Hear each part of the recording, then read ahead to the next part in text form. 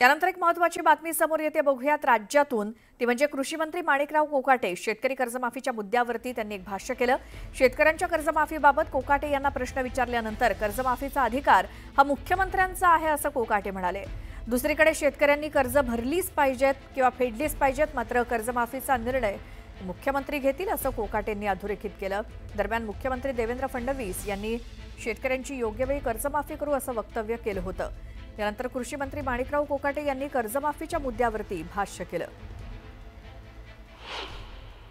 बघा, तो अधिकार माननीय मुख्यमंत्री महोदयांचा आहे.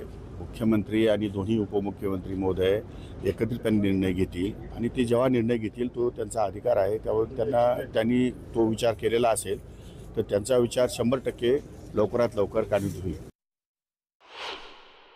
शेतकऱ्यांपर्यंत कर्जाचा बोजा वाढेल शेतकऱ्यांवर किंवा शेतकरी कर्ज फेडणार नाही जर अशी आश्वासने दिली गेली तर मग काय तुम्हाला वाटतं त्याबाबत? तो विषय शेतकऱ्यांचा आहे आणि शेतकऱ्यांनी तर कर्ज भरलीच पाहिजे असं माझं मत आहे. परंतु या संदर्भातला निर्णय माननीय मुख्यमंत्री महोदय घेणार.